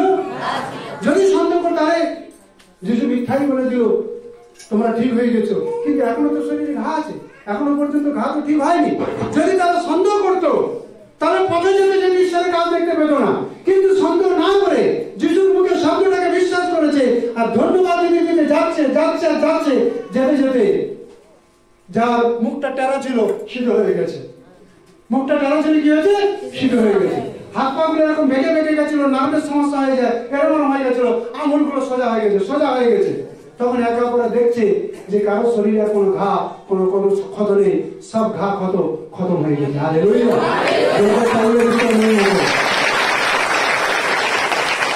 বাড়ি চলে গেল। এই জন্য ঈশ্বরের বাক্য আমাদের মনে রাখা দরকার আছে। শয়তান মানুষকে ধোঁকা দেওয়ার জন্য নাম্বার 1 আছে, প্রতারণা করার জন্য নাম্বার 1 আছে, আর সে খুব চতুর। মানুষকে মানে সত্যটাকে এমন মিথ্যা সাজাবে আর মিথ্যাটাকে এমন সত্য সাজাবে তুমি বুঝতেই পারবে না। তুমি কি করতে পারবে না? বুঝতেই পারবে না। সে খুব ভালো কপি করতে পারে। কি করতে পারে? কপি করতে পারে। কিন্তু আমার যিশু কপি করে না। স্বর্গে যা যা ঘটেছে শয়তান দেখেছে আর কপি করতে শুরু করেছে। কি করতে শুরু করেছে? শয়তানের জন্ম কোথা থেকে হয়েছে কে বলতে পারবে? হ্যাঁ, বলছি শয়তানের জন্মটা কি, মানে কোথা থেকে, কি থেকে তো তার জন্ম হয়েছে? শয়তানের জন্ম কোথা থেকে হয়েছে? বুঝতে পারলেন? যিশার 14:12 থেকে 20 পর্যন্ত পড়বে, ঈশ্বরের বাক্যে লেখা আছে ও ঈশ্বরের হেভি দূত ছিল, মানে খুব ক্ষমতাশালী দূত ছিল, এত পাওয়ারফুল দূত ছিল, একদম মিখাইলের মতো এরকম বহুত ক্ষমতাশালী দূত ছিল, আর খুব সুন্দর ছিল। বুঝতে পারছেন না? সব থেকে বেশি জমিদারি, সব থেকে বেশি দায়িত্ব তার উপর ছিল। কিন্তু মনে মনে চিন্তা করলো কি, মেঘ যে আছে, মেঘের উপরে যে তারা লাগানো আছে, ঠিক আছে, মেঘের উপরে, তারাদের উপরে, আর বলছে ঈশ্বরের পবিত্র পাহাড় যে রয়েছে পর্বতের উপরে, ওখানে আমি সিংহাসন লাগাবো। আর কি হবে? এই জগতের লক্ষ লক্ষ দেবতা গিয়ে আমার কাছে প্রণাম করবে। আর তারপরে বলছে আমি ঈশ্বরের তুল্য হয়ে যাব। কার তুল্য হবো? কার তুল্য হবো? ও ব্যভিচার করেছিল? ব্যভিচার করেছিল? কাউকে খুন করেছিল? কি করেছিল? কি করেছিল? বুঝতে পার? সামান্য ছোট্ট অহংকার দেখো স্বর্গ থেকে তাকে নিচে নামিয়ে দিল। আর ঈশ্বরের বাক্য যখন পড়বে না, পশম খাড়া দৌড়বে। ঈশ্বরের বাক্য বলছে তোমাকে কোনোদিন কবরে নিয়ে যাওয়া হবে না। কি নিয়ে যাওয়া হবে না? কবরে নিয়ে যাওয়া হবে না। গাছের ডালা পোকা লেগে গেলে যেমন রুই পোকা পুরো খেয়ে নেয়, ওপরে জ্বালানির কাজে আসে না, তুমি এরকম মানুষের পায়ে পড়াবার মতো হবে, তোমাকে জ্বালানির কাজেও আসবে না। আর তোমাকে চিরকালের জন্য অসতরে অনন্ত নরকে ফেলে দেওয়া হয়েছে, তুমি কোনো কাজের যোগ্য না। তাহলে শয়তানের জন্ম অহংকার থেকে হয়েছে। আমরা ঈশ্বর হলো অহংকারকে মনে জায়গা দেব না। অহংকারকে যখন জায়গা দেবো বিশ্বাস খারাপ করে দেবে। অহংকারকে যখন জায়গা দেবো আত্মিক জীবনে আমাদেরকে ফেলে দেওয়ার জন্য চেষ্টা করবে এবং তাড়াতাড়ি পড়ে যাওয়ার সম্ভাবনা আছে। সেই জন্য ঈশ্বরের লোকদেরকে একদম অহংকার শূন্য হওয়া দরকার আছে। এই যে অধ্যায় 1-2 পদ পড়ুন। প্রথম যোহন 4:1-2 ভালো করে মনোযোগ দিয়ে শুনবো, খুব গুরুত্বপূর্ণ বিষয় আছে মনোযোগ। প্রথম যোহন 4:1-2 পদ পড়ুন।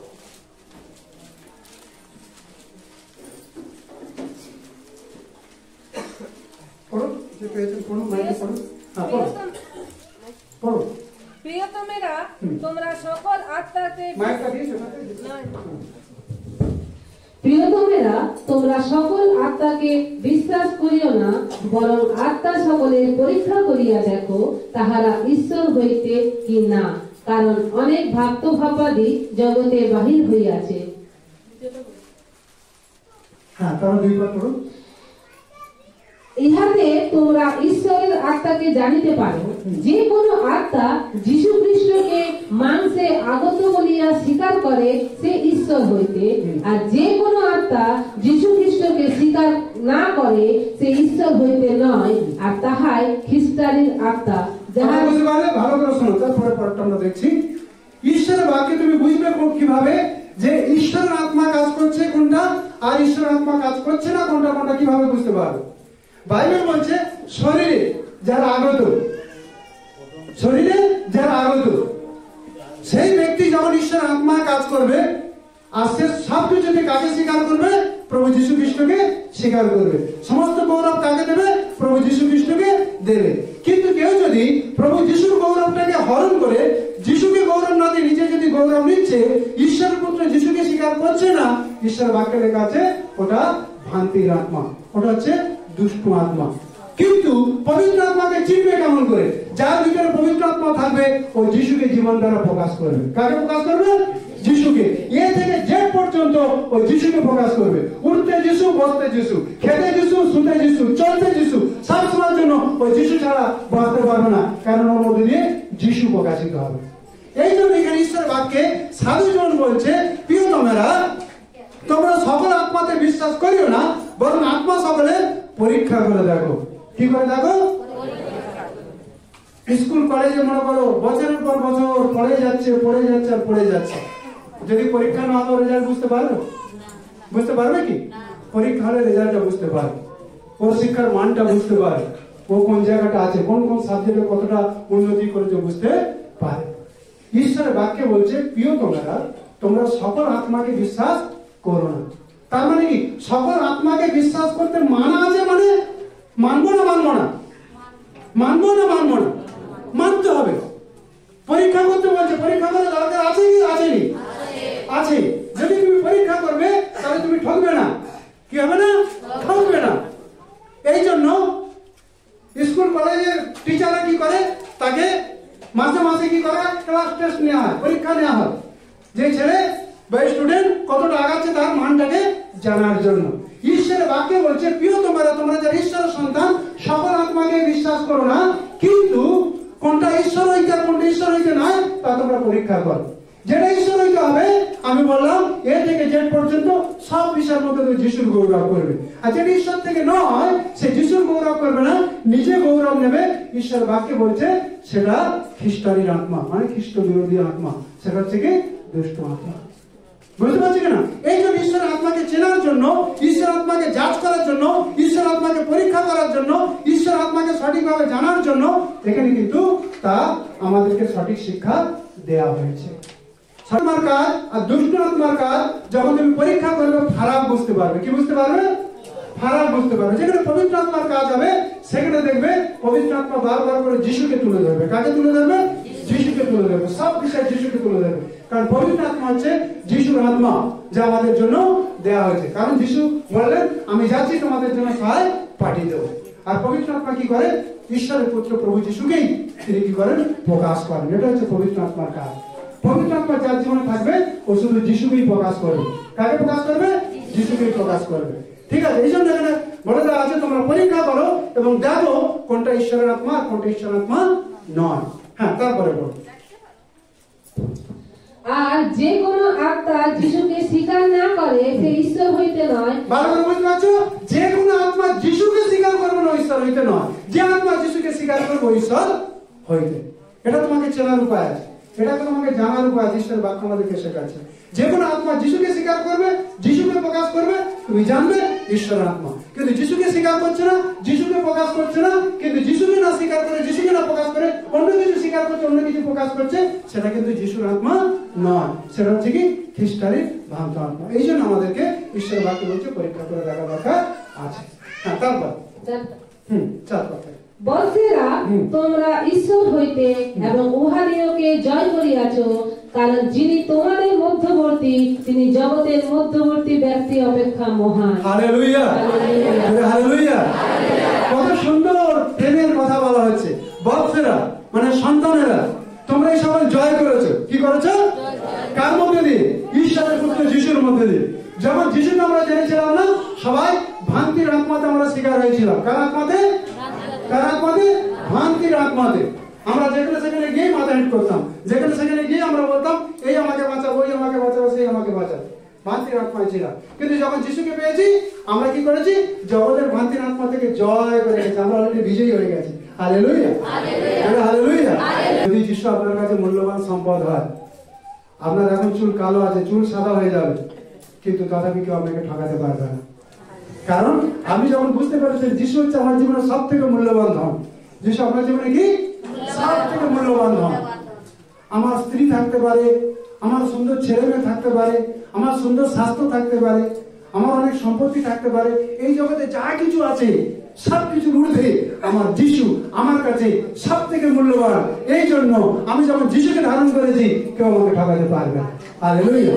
যে ঠকাতে আসবো ঠকে যাবে। বলো, যে ঠকাতে আসবো ঠকে যাবে। যে ঠকাতে আসবো কি হবে? যদি ঘরের লোক তোমাকে মারা পেটা করেছে না, ওই মার খেয়েছো, পিটুন খেয়েছো, তবু তুমি ঈশ্বরের ঘরে আসবে। আমরা ঈশ্বর হইতে, ঈশ্বরকে যে জানে সে আমাদের কথা শুনে। ঈশ্বরকে যে জানবে সে অবশ্যই আমাদের কথা, মানে ঈশ্বরের লোকের কথা আর ঈশ্বরের বাক্যের কথা অবশ্যই শুনবে। হ্যাঁ, যে ঈশ্বর হইতে নয় সে আমাদের কথা শুনে না, ইহাতে আমরা সত্যের আত্মাকে ও ভ্রান্তির আত্মাকে জানিতে পারি। যে ঈশ্বরের লোক হবে ওই ঈশ্বরের কথা শুনবে, ওই ঈশ্বরের বাক্য মানবে। যে ঈশ্বরের লোক হবে না ওই ঈশ্বরের কথা শুনবে না, ঈশ্বরের বাক্য মানবে না, আর ঈশ্বরের লোকদের কথাও মানতে চাইবে না। এই জন্য বলে আমরা ভ্রান্তির আত্মা আর ঈশ্বরের আত্মা দুটোকে জানতে পারি। যেমন পিতরের মধ্যে ফারাক বুঝতে পারলে, মুহূর্তের মধ্যে পবিত্র আত্মা তার হয়ে কথা বলছিল, আবার মুহূর্তের মধ্যে ভ্রান্তির আত্মা তার ভিতরে কথা বলছিল। বুঝতে পারছেন? মুহূর্তের মধ্যে ফারাক। এই মাত্র আত্মায় ছিল, এই মাত্র শরীরে চলে এসেছে। যখন ঈশ্বরের বাক্যকে হাঁকে হাঁ মেলাবেন আপনি আত্মায় রয়ে যাবেন। হালেলুয়া। আর যখন ঈশ্বরের বাক্য হাঁটাকে হাঁ মেলাতে কষ্ট হবে আপনি শরীরে চলে আসবেন। কোথায় চলে আসবেন? শরীরে চলে আসবেন মানে শারীরিক মানুষ হয়ে যাবেন। আত্মিক দুনিয়া থেকে চলে এসে শারীরিক দুনিয়াতে এসে গেছে। বড় আমার আত্মিক দুনিয়াতে থাকা দরকার আছে। আমি শারীরিক দুনিয়াতে যেতে চাই না, ওখানে বিপদ আছে, ওখানে ক্ষতি আছে। এই জন্য আত্মিক দুনিয়াতে থাকতে চাই, আত্মিক দুনিয়াতে বাড়তে চাই। আমি যেন ভ্রান্ত না হই। আপনি লিখে রাখুন, পরে পড়বেন। দ্বিতীয় রাজা, প্রথম রাজাবলী 13 অধ্যায়, প্রথম রাজাবলী 13 অধ্যায় লিখে রাখুন। আমি খালি গল্পটা বলছি, শুনুন। জিহুদা আমার দিকে দেখুন, দেখুন প্রথম রাজাবলী 13 অধ্যায় লিখে রাখুন, ফাঁকা সময় পড়বেন। আমার দিকে দেখুন, গল্পটা শুনুন। একজন ভবিষ্যৎ বক্তাকে, একজন নবীকে ঈশ্বর দর্শন দিলেন। কি দিলেন? দর্শন দিলেন। দিয়ে বললো যাও, ওই রাজার খুব ভ্রমণ হয়েছে। কি হয়েছে? মানে অহংকার হয়েছে। ওই ঈশ্বরকে ছেড়ে দিয়ে এখন জগতে অন্ধকারে ও হাঁটতে শুরু করেছে। ওকে গিয়ে বলো তুমি যে বেদি মানিছ এই বেদি তোমাকে বাঁচাবে না, এই বেদি এখনই ভস্ম হয়ে যাবে। কি হয়ে যাবে? পুরো ভস্ম হয়ে যাবে। তুমি এখনই গিয়ে রাজাকে বার্তা দাও। তো জিহুদার এই ভবিষ্যৎ বক্তা যখন বৈঠকে গেল, ঈশ্বরের মুখ যে বাক্য দিয়েছে, দিতে বলেছিল, সেই বাক্যটি গেল, আর ঈশ্বর তাকে এও বলে দিল তুমি যাবে, যে পথ দিয়ে যাবে ওই পথ দিয়ে ফিরবে না, ভিন্ন পথ দিয়ে তুমি ফিরে আসবে। আর তুমি যাবে, কাজ করবে, বার্তা দেবে আর চলে আসবে। তুমি ওই বৈঠকে গিয়ে ওখানে জলও পান করবে না, কোনো খাবার গ্রহণ করবে না। কে বার্তা দিয়েছে? ঈশ্বর বার্তা দিয়েছে। কাকে দিয়েছে? ভবিষ্যৎ বক্তাকে বার্তা দিয়েছে। ভবিষ্যৎ বক্তা এসেছে, এসে দেখতে পাচ্ছে রাজা বেদি সেবা করছে। রাজার সামনে এসে হিম্মতের সঙ্গে বলল, কি বললো? সাহসের সঙ্গে বলল, আমি যে ঈশ্বরের সেবা করি সেই ঈশ্বর আমাকে পাঠিয়েছে। তুমি যে বেদি সাজিয়েছো, এই বেদি তৈরি করেছো, অন্ধকারের বেদি, এখনই তোমার চোখের সামনে ভস্ম হয়ে যাবে। ঠিক আছে? এখনই চোখের সামনে কি হয়ে যাবে? ভস্ম হয়ে যাবে, কিচ্ছু থাকবে না অস্তিত্ব। রাজা রেগে গেছে। রেগে কি করেছে? রাজা রেগে গিয়ে হাতটা বাড়িতে ভবিষ্যৎ বক্তার জামার কলারটা ধরবে আর তাকে 2 দশটা দেবে বলে রেগে গেছে। যখন হাত বাড়ি ভবিষ্যৎ বক্তাকে ধরতে গেছে, হাতটা যখন বাড়াতে গেছে, হাতটা শুকনো হয়ে গেছে। কি হয়ে গেছে? শুকনো না, শুকিয়ে গেছে। কি হয়েছে? শুকিয়ে গেছে। এই বাবা হাতটা এইমাত্র তাজা ছিল। যখন ঈশ্বরের দাসের উপর হাত বাড়াতে গেছে, মানে কি দাসের উপর হাত বাড়ায়নি, স্বয়ং ঈশ্বরের উপর হাত বাড়াতে গেছে। আর ঈশ্বরের উপর যখন হাত বাড়াতে গেছে, ঈশ্বরের শাস্তি নেমে এসেছে, ওর হাতটা শুকিয়ে গেছে। দেখছে ভালো হাতটা শুকিয়ে গেল, হাতটা উঠছে না। তখন কি হয়েছে? রাজা কাবু হয়ে গেছে। বলো কাবু হয়ে গেছে, বড় কষ্টে পড়ে গেছে। আর এই কথা শেষ হতে না হতে চোখের সামনে দেখতে পাচ্ছে ভবিষ্যৎ বক্তা যে বাণীটা দিয়েছে, পুরো বেদি একদম পুরো ধ্বংস হয়ে গেছে। তখন এবার নম্র হয়েছে। কি হয়েছে? কি হয়েছে? অহংকারী রাজা কি হয়েছে? এইবার ভবিষ্যৎ বক্তার কাছে হাত জোড় করে প্রার্থনা করছে, আমাকে ক্ষমা কর, আমার প্রতি দয়া করো, আমার এই শুকনো হাতটাকে ঠিক করে দাও। ভবিষ্যৎ বক্তা প্রার্থনা করেছে, তার হাত আগে যেমন ছিল সেরকম হয়ে গেছে।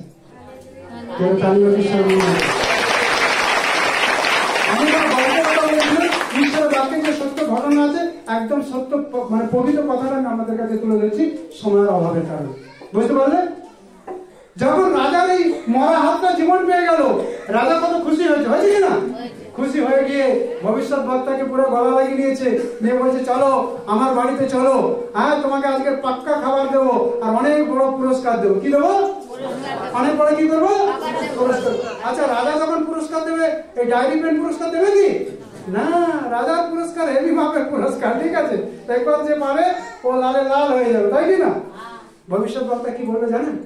রাজাকে বললো, আমার ঈশ্বর বার্তা দিয়েছে, আমি এসেছি, কাজ করেছি, এবার ফিরে যাব। তোমার রাজ্যের যদি অর্ধেক সম্পত্তি আমাকে দিয়ে দাও, তবু তোমার বাড়িতে আমি যেতে পারবো না। কত ভালো ভালো খাবার তুমি জোগাড় করো, তোমার বাড়ি থেকে আমি খাবার খেতে পারবো না, এটা আমার ঈশ্বরের আদেশ আছে। কার্য করে ফিরে যাচ্ছে রাস্তায়। যাওয়ার সময় আরেকজন প্রাচীন ভবিষ্যৎ বক্তা এসে গেছে। কে এসে গেছে? প্রাচীন ভবিষ্যৎ বক্তা। একটু দেখালে মনে ভালো বুঝতে পারবে, দেখাতে গেলে তো আরো মুশকিল হবে, ঠিক আছে? ছেড়ে দাও। প্রাচীন ভবিষ্যৎ বক্তা, মনে করুন আমাদের উদাহরণস্বরূপ দিচ্ছি, ছোটন হচ্ছে একজন ভবিষ্যৎ বক্তা। তাকে ঈশ্বর দর্শন দিয়েছে রাজার কাছে বার্তা পাঠাবার জন্য, বার্তা পাঠিয়ে সে চলে যাচ্ছে। এইবার আমার পুত্র গেছে, আমার সন্তান গেছে কোথায়? ওই রকম একটা অনুষ্ঠানে। যাওয়ার পরে সে কাজ দেখে এসে বাবাকে বলছে, বাবা তোমার মতো জিহুদা থেকে একটা বড় ভবিষ্যৎ বক্তা এসেছে। রাজার কাছে যে বার্তা দিল, চোখের সামনে ঘটনা ঘটে গেল। রাজা ক্রোধ করেছিল, রাজার হাতটা শুকিয়ে গেল। আর ভবিষ্যৎ বক্তা প্রার্থনা করলো, রাজার হাত জীবন পেয়ে গেল। এই দৃশ্য যখন বলেছে, ওই ভবিষ্যৎ বক্তা তাড়াতাড়ি করে গাধার পিঠে উঠে ও যে পথ দিয়ে যাচ্ছে ওই পথে তার সঙ্গে সাক্ষাৎ করতে এসেছে। মনে করো এ হচ্ছে যুবক ভবিষ্যৎ বক্তা, আমি হচ্ছে প্রাচীন ভবিষ্যৎ বক্তা। ভালো করে বোঝার চেষ্টা করো, বুঝতে পারছো? যুবক ভবিষ্যৎ বক্তা যখন যাচ্ছে, প্রাচীন ভবিষ্যৎ বক্তা ওর সঙ্গে সাক্ষাৎ করেছে। সাক্ষাৎ করে বলছে, চলো আমার বাড়িতে খাবার খাবে, একটু জল রুটি খেয়ে যাবে। ও তখন বলছে, মানে যুবক ভবিষ্যৎ বক্তা কি বলছে জানো? ছোট একটু উঠবে। যুবক ভবিষ্যৎ বক্তা বলছে, আমার ঈশ্বরের নির্দেশ আছে, আমি কাজ সেরেছি, বাড়িতে চলে যাব। এই জিহুদাতে আমি যখন এই বৈঠকে এসেছি, এখানে খাবার আর জল গ্রহণ করতে পারি না। রাজা অর্ধেক সম্পত্তি দিতে চাইছিল, তা আমি নিইনি। রাজা ভালো স্পেশাল খাবার দিতে চাইছিল, তা আমি নিইনি। ওই ভবিষ্যৎ বক্তা মানে পুরনো ভবিষ্যৎ বক্তা, মনে করুন আমি পুরনো ভবিষ্যৎ বক্তা, আমি কি আস্তে আস্তে বৃষ্টি শুরু বললাম। এবং তুমি যেমন ভবিষ্যৎ বক্তা আছো না, আমি ভবিষ্যৎ বক্তা আছি। আমি প্রাচীন পুরনো ভবিষ্যৎ বক্তা, মানে তোমার থেকে আমি আরো সিনিয়র আছি, বুঝতে পারলেন? এই প্রাচীন ভবিষ্যৎ বক্তা এবার কি বলছে, একে কাউন্সিলিং করছে। বলছে, স্বর্গের দূত আমার সঙ্গে সাক্ষাৎ করেছে আর বলছে তোমাকে ঘরে নিয়ে গিয়ে খাবার খাওয়ার জন্য। এবার প্রাচীন ভবিষ্যৎ বক্তা, এ তো যুবক, যে ভাবছে আরে ও ভবিষ্যৎ বক্তা, আমি ভবিষ্যৎ বক্তা, হয়তো ওনার কাছে ঠিক কথা বলেছে। ও চিন্তা করলো না যে ঈশ্বরের নির্দেশটা দিয়েছে, ঈশ্বর তো আমাকে বলা দরকার ছিল, আমাকে তো কেউ বললো না, ঠিক আছে? ও ভাবলো না। কিন্তু প্রাচীন ভবিষ্যৎ বক্তার কথা শুনে কি হলো, ছোটন ভাই এই যুবক ভবিষ্যৎ বক্তা আমার বাড়িতে চলে এলো। চিন্তা করো। কিন্তু আমি সত্য কথা বললাম না, মিথ্যা কথা বললাম? ঈশ্বরের দূতের দোয়াই দিয়ে আমি বললাম যে আমার বাড়িতে খাবার খাওয়ার জন্য স্বর্গের দূত দর্শন দিয়ে তোমাকে আমার বাড়িতে খাবার খাওয়ার জন্য নিয়ে গেছে। কিন্তু এই ভবিষ্যৎ বক্তা যখন আমার বাড়িতে এলো, আমার ঘরে খাবার খেলো, ঈশ্বর আটকায়নি। ভালো করে শোনো, ঈশ্বর আটকায়নি। ঈশ্বর একবারই কথা বলে, ঠিক আছে? ওই কথাতে তোমাকে বাধ্য হতে হবে।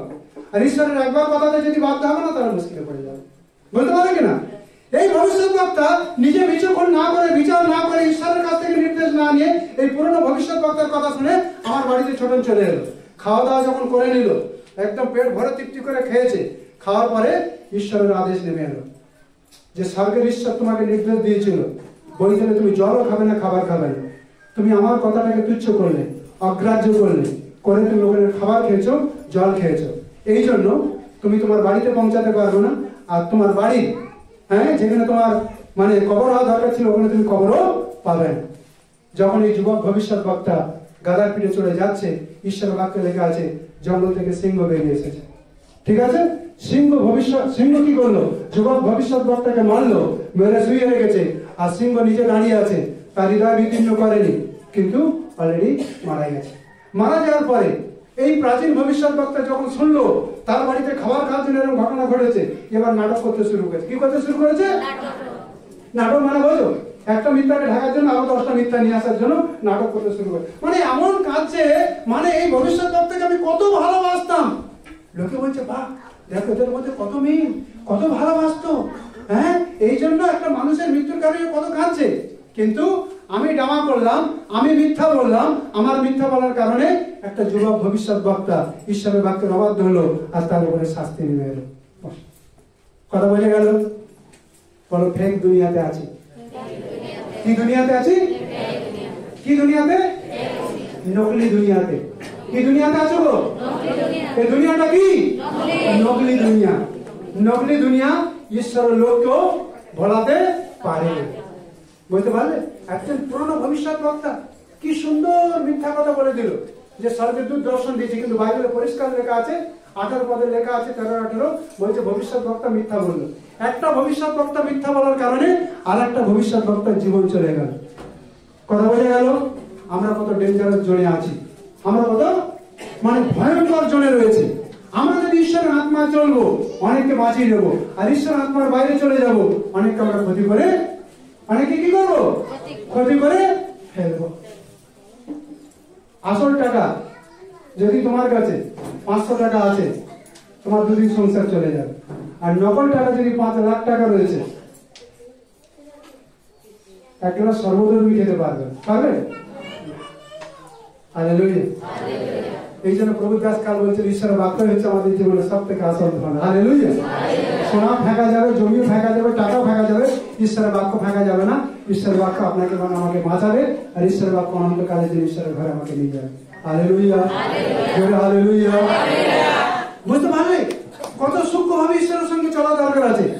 একজন বড় ভবিষ্যৎ বক্তা ভুল করতে পারে, একজন বড় নবীও ভুল করতে পারে, কিন্তু আত্মায় চলালো ও পরীক্ষা করবে। কি করবে? যদি আজকে যুবক ভবিষ্যৎ বক্তা পরীক্ষা করতে, ভাই তোমার কাছে তো বলেছে ঈশ্বরের দূত এসে কথা, কিন্তু আমার কাছে তো বলেনি, আমি তোমার কথা শুনে যাবো, না জানি কি ঈশ্বর আমার প্রতি রাগ করবে। হ্যাঁ, বরং তুমি তোমার খাবার রাখো, আমি আমার ঈশ্বরের নির্দেশটা আগে মানি। যদি ওই ভবিষ্যৎ বক্তা মজবুত হয়ে যেত, স্ট্রং ডিসিশন নিত, আমি খাবার খাবো না, আমার ঈশ্বর আমাকে জানাইনি, ওনাকে জানি যে ঠিক আছে ওনার কাছে থাক, কিন্তু মজবুত হয়ে যদি ওনার কথা না শুনে যদি ফিরে চলে যেত, তাহলে ওনার জীবনে এত বড় বিপদ ঘটতো না। কথা বুঝতে পারছি? ফেক দুনিয়া বর্তমানে আমরা আছি, একমাত্র ঈশ্বরের বাক্যের কাছে কোনো ফেক নেই। হালেলুয়া। জগতের সবকিছু নকলি দেখতে পাবে, ঈশ্বরের বাক্যে কোনো নকলি দেখতে পাবে না। এই জন্য শয়তান খুব নকল করতে খুব ভালো পায়। কি করতে পারে? নকল করতে খুব ভালো পায়। সত্যটাকে মিথ্যা, মিথ্যাটাকে সত্য সাজিয়ে নকল করতে মানুষকে ফেলে দিতে খুব ভালো পারে। এই জন্য ঈশ্বরের লোক হিসেবে আমাদের সবসময় সতর্কতার সঙ্গে, সাবধানতার সঙ্গে ঈশ্বরের বাক্যের মধ্যে চলা দরকার আছে। 1 তিমথিও 4:1-2 পদ। 1 তিমথিও 4:1-2 পদ। জলদি করে 1 তিমথিও 4:1-2 পদ। কিন্তু আত্মা স্পষ্টই বলিতেছেন, উত্তরকালে কতগুলো ভ্রান্তিজনক আত্মাদিগতে ও ভূতগণের শিক্ষামালায় মন দিয়া বিশ্বাস হইতে সরিয়া পড়িবে। ইহা এমন মিথ্যাবাদীদের কপটতায় ঘটিবে, যাহাদের নিজ সংবেদ তপ্ত লোহের দাগের মতো দাগযুক্ত হইয়াছে। তাহারা বিবাহ নিষেধ করে এবং ঈশ্বর বাক্যে লেখা আছে যে আগামী দিনে পূর্বকালে এমন কিছু ঘটনা ঘটবে, এমন কিছু ঘটনা ঘটবে, পবিত্র আত্মা আগে পরিষ্কার করে বলে দিয়েছে। আজ থেকে হাজার হাজার বছর আগে পৃথিবীতে কি ঘটবে সেটা পবিত্র আত্মা যে আজ থেকে হাজার হাজার বছর আগে বলে দিয়েছে, এটা এখনো তা দেখা যাচ্ছে। হালেলুয়া। এই জন্য পৃথিবীতে সবকিছু ফেলিয়ার হতে পারে, ঈশ্বরের বাক্য কখনো ফেলিয়ার, ঈশ্বরের বাক্য কখনো ফেলিয়ার হয়নি আর কোনোদিন হবে না। সবাই আপনাকে চিট করতে পারে, ঈশ্বরের পবিত্র বাইবেলের বাক্য কখনো আপনাকে চিট করবে না। এ আপনাকে সঠিক কথা বলবে, সঠিক শিক্ষা দেবে। Hallelujah, hallelujah. বলো, বাঁচানে বালা ঈশ্বরের বাক্যই বাঁচাবে। হালেলুয়া। বাঁচানে বালা ঈশ্বরের বাক্যই বাঁচাবে, কারণ বাক্য হচ্ছে সত্য, বাক্য জীবন্ত, বাক্য কার্যসাধক, বাক্য যা বলে তা করে। বাক্যের ভিতরে ফেক দেখতে পাবে না, মানুষের ভিতরে ফেক দেখতে পাবে। কিছুক্ষণ আগে দেখলে না, বড় ভবিষ্যৎ বক্তা ফেকে চলে এলো, মানে নকলি কথা বলে, মিথ্যা কথা বলে একজন আরেকজন ভবিষ্যৎ বক্তার জীবনটাকে গুছিয়ে দিল। সেই জন্য ঈশ্বরের বাক্যে পরিষ্কার বলছে যে ভবিষ্যৎ এটা হতে পারে। আত্মা, পবিত্র আত্মা স্পষ্ট বলছে, উত্তরকালে কিছু লোক ভ্রান্তিজনক আত্মা দিয়েকে ভূত গণের শিক্ষা মালায় মন দিয়া বিশ্বাস হইতে সরিয়া পড়িবে, ই এমন মিথ্যাবাদীদের কপটতা ঘটিবে যাহাদের নিজেদের সঙ্গে লো দাগের মতো। মানে সত্যকে জানার পরও যদি কেউ সত্যকে অস্বীকার করবে, সে বুঝতে পারবে না কোনটা ঠিক আছে কোনটা ঠিক নেই, সে বুঝতে পারবে না। কারণ কি? শয়তান তাকে বুঝতে দেবে না। এই ভবিষ্যৎ বক্তা সত্য জানতে কি জানতো না? এই যে পুরনো ভবিষ্যৎ বক্তা, একজন ভবিষ্যৎ বক্তা আরেকজনকে ঠকালে সত্য জানতে কি জানতো না? হ্যাঁ না? এই জোরে বলো হ্যাঁ না, জোরে বলো, আরো জোরে। হ্যাঁ জানার পরে ঈশ্বরের বাক্যের সত্যটাকে সামনে না রেখে ও মিথ্যাটাকে রাখলো, আর একটা ভবিষ্যৎ বক্তার জীবন চলে গেল। কথা বুঝতে পারলে? এই জন্য মানুষকে শয়তান ঠকাতে পারে, কিন্তু ঈশ্বরের বাক্যকে শয়তান ঠকাতে পারবে না। এই জন্য প্রিয় ভাই বোন, যতটা তুমি মানুষের উপর নির্ভর করো, তার থেকে বেশি ঈশ্বরের বাক্যের উপর তুমি নির্ভর করো। হালেলুয়া। কারণ বাক্যই তোমাকে বাঁচাবে, বাক্যই তোমাকে ঈশ্বরের পুত্রের সঙ্গে অনন্তকাল ঈশ্বরের ঘরে থাকতে তোমাকে সাহায্য করবে। সেই জন্য বাক্যকে আমরা হালকা ভাবে নেব না, বাক্যকে আমরা মজবুত ভাবে নেবো। হালেলুয়া। বাক্য যখন মজবুত ভাবে নেবে, আধা বিমারি বাক্য শুনতে শুনতে চলে যাবে। হালেলুয়া। বাক্য যখন মজবুত ভাবে নেবে, বাক্যের উপর যখন বিশ্বাস করবে, আধা সমস্যা বাক্য শুনতে শুনতে সমাধান দেখতে পাবে। হালেলুয়া। বাক্যের ভিতরে যখন তুমি মন ডাকবে, অনেক বড় বড় সমস্যা থেকে তুমি মুক্তি পেয়ে যাবে। এই জন্য বাক্যের ভিতরে আমাদের মন দেওয়া দরকার আছে। হালেলুয়া। বাক্যের ভিতরে আমাদের কি দরকার আছে? মন দেওয়া দরকার আছে। মতি 24:23-26। মতি 24:23-26। জলদি যাও, মতি 23:24-26। 24:23। তখন যদি কেউ তোমাদিগকে বলে, দেখো সেই খ্রিস্ট এখানে কিংবা ওখানে, তোমরা বিশ্বাস করিও না, কেননা ভক্ত খ্রিস্টেরা ও ভক্ত ভাববাদীরা উঠিবে এবং এমন মহৎ মহৎ চিহ্ন ও অদ্ভুত অদ্ভুত লক্ষণ দেখাইবে যে যদি হইতে পারে তবে মনোনীত দিগকেও ভুলাইবে। বুঝতে পারলে? মানে বলছে কি, নকল ভবিষ্যৎ বক্তা, নকল নবী, ঠিক আছে, তারা উঠবে, উঠে তারা বড় বড় চিহ্ন কাজ করবে। যেমন মসির হাত দ্বারা চিহ্ন কাজ হচ্ছিল, তখন ফরৌনের সেনারও চিহ্ন কাজ করছিল। করার মধ্যে দিয়ে স্থাপিত করতে চাইছিল যে না, ঈশ্বর যেমন সত্য কাজ করছে, সঠিক কাজ করছে, আমরা ওটা করতে পারি, ঈশ্বর সত্যি আমাদের মধ্যে আছে। এই জন্য আমাদের ভাই তোমাকে উন্নতি দেবে আর তোমাকেও শান্তি দেবে। হালেলুয়া। কালকের একটা ঘটনা শুনছিলাম, এক বোন, সে যেখানে সার্ভিস করে সেখানে কাউকে যিশুর কথা বলেছে। কার কি বলেছে? যিশুর কথা বলেছে। ওই কথাটা কার কাছে গেছে? মালিকের কানে গেছে। কার কানে গেছে? মালিকের কানে গেছে। মালিকের কানে যাওয়ার পরে মালিক সঙ্গে সঙ্গে তাকে বলে দিল, আজকে তোমার এখানে ডিউটিটা লাস্ট, আজকে তোমাকে ডিউটিটা কি লাস্ট। যখন বলে দিলে ডিউটিটা লাস্ট, মানে কি তোমার চাকরি আজকের এখানে ছাঁটাই হয়ে যাবে। তুমি এখানে কর্ম জায়গায় এসে তোমার ধর্মের কথা বলতে শুরু করেছো, তোমার এখানে চাকরি গেল। ওই বোনটা আনন্দের সঙ্গে খুশিতে লাফাতে শুরু করেছে। কি করতে শুরু করেছে? আর জোরে জোরে ফোন করে বলছে, মা ঈশ্বরের ধন্যবাদ হোক, ঈশ্বরের মহিমা হোক, আমাকে ঈশ্বর অনেক বড় প্রমোশন দিয়েছে। আমাকে কি করেছে? মালিক রেগে গিয়ে বলছে, পাগলি মেয়েটা আমার কাছে কাজ করতে এসে এখন তোর বোধ হয়নি? তোকে আমি এখনই বললাম আজকে চাকরি ছাঁটাই হয়ে গেল, আর তুই আমার মাকে বলছিস আমার প্রমোশন হয়ে গেছে। হ্যাঁ, ব্রেন খারাপ তো বাড়িতে দেখাবি, ব্রেন খারাপ এখানে দেখাসনি। বলছে স্যার, আমি আপনার কাছে ক্ষমা চাইছি, আমি ব্রেন খারাপের কথা বলছি না, আপনি আপনার যে কথাটা বলছেন সঠিক কথা বলেছেন, আমি আমার যে কথাটা বলেছি সঠিক কথা বলেছি, আমার প্রমোশন হয়েছে। আপনি যখন আমাকে এখান থেকে চাকরি থেকে সরিয়েছেন, ঈশ্বর আমার জন্য অনেক বড় চাকরির উপায় করে দেবে।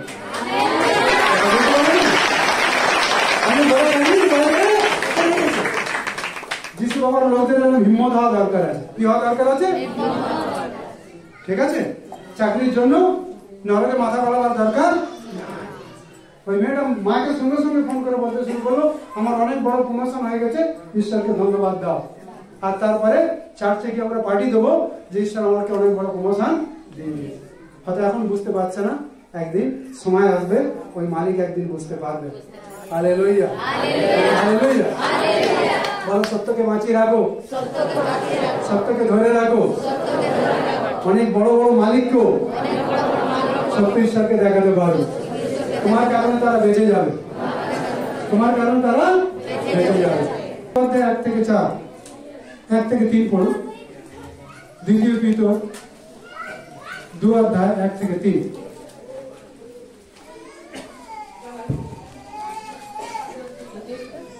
দ্বিতীয় পিতর 2 অধ্যায় 1 থেকে 3। কিন্তু প্রজাবৃন্দের মধ্যে ভক্ত ভাবাদিগণ উৎপন্ন হইয়াছিল, সেই প্রকারে তোমাদের মধ্যে ভক্ত গুরুরা উপস্থিত হইবে, তাহারা গোপনে বিনাশজনক দলভেদ উপস্থিত করিবে। যিনি তাহাদিওকে ক্রয় করিয়াছেন সেই অধিপতিকে অস্বীকার করিবে, এইরূপে শীঘ্র আপনাদের বিনাশ ঘটাইবে। আর অনেকে তাহাদের স্বৈরাচারের অনুগামী হইবে, তাহাদের কারণ সত্যের পথ নিন্দিত হইবে। কথা বুঝতে পারলেন? ভ্রান্তির আত্মার কাজ সত্যের পথকে নিন্দা করা। সত্যের পথকে কি করা? সত্যের পথকে কি করা? ইয়োবকে যখন শয়তান পরীক্ষা করেছিল, এক এক করে তার সম্পত্তি যখন লুটছিল, কাকে নিন্দা করছিল? ইয়োবকে কি বললো? দেখো, তোমার ঈশ্বর তোমাকে কত ক্ষতি করছে, তোমার ঈশ্বর তোমাকে কি করছে, কত ক্ষতি করছে বলে তাকে কি করছিল? ঈশ্বরের নামে নিন্দা করে তার মনটাকে ধোঁকা দেওয়ার জন্য চেষ্টা করছিল। কিন্তু শয়তান ধোঁকা খেল, কিন্তু ইয়োবকে ধোঁকা দিতে পারেনি। প্রিয় ভাই বোন, যখন আমরা ঈশ্বরের আত্মায় মজবুত থাকবো, ঈশ্বরের বাক্যে মজবুত থাকবো, ঈশ্বরের সত্য পথটাকে আমাদেরকে নিন্দা করতে পারবে না। ঈশ্বর আমাদেরকে বাক্যে আশীর্বাদ করুক। আমরা